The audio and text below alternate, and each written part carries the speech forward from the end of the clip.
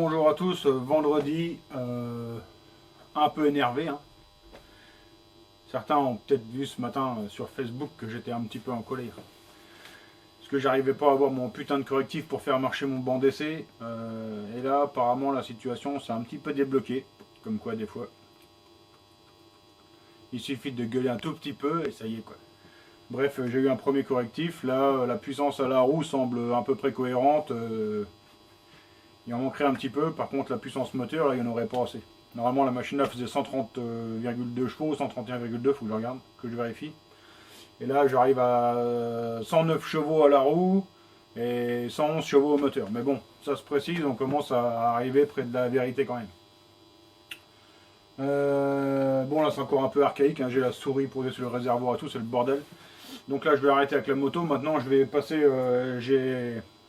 je vais redémonter le moteur fast qui m'avait fait... le moteur fast avec lequel j'avais niqué le banc.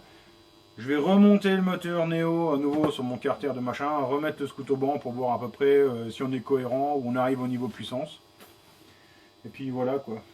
Bah, du coup forcément j'ai pris un retard de dingue dans tous les chantiers. Ça, bah, je m'en excuse déjà par avance. Donc ça n'avance pas très vite. Voilà. Sinon, bah, à côté, j'étais en train de faire un 90 fast. Donc voilà, j'étais en train de faire un 90 fast pour un collègue là. Faut que je fasse, en fait, faut que je fasse un plot à partir d'un plot brut. Mais bon, du coup, j'ai encore pris du retard là-dessus. Ce sera peut-être fait lundi. Donc du coup, bah là, je rebalance le bloc Néo sur le banc. Forcément, déjà, il faut déjà que je le remonte là-dessus, sur le châssis de banc.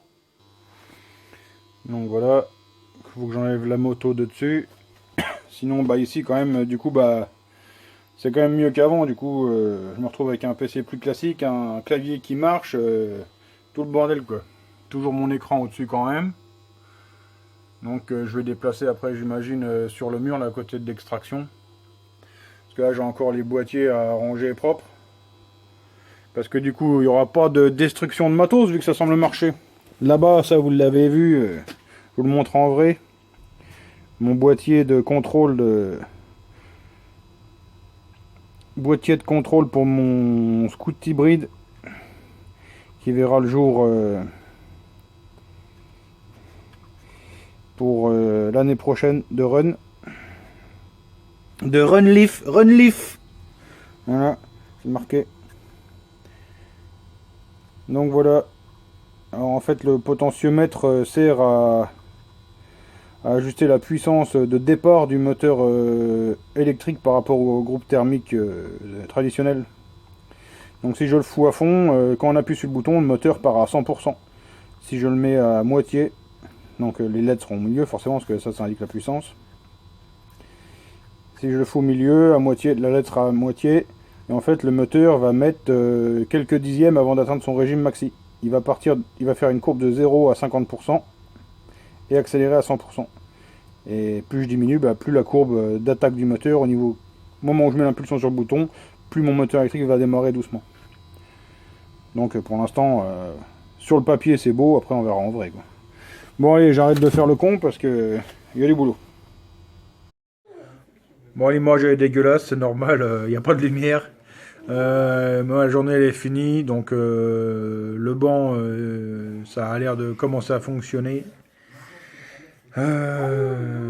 Merci à tous ceux que j'ai emmerdés toute la journée pour avoir des infos.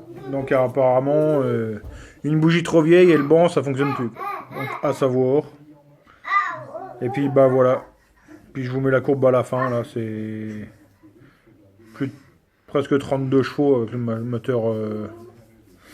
avec le moteur Néo. Donc voilà. Et ben je vous dis à lundi. Allez, bon week-end. Salut.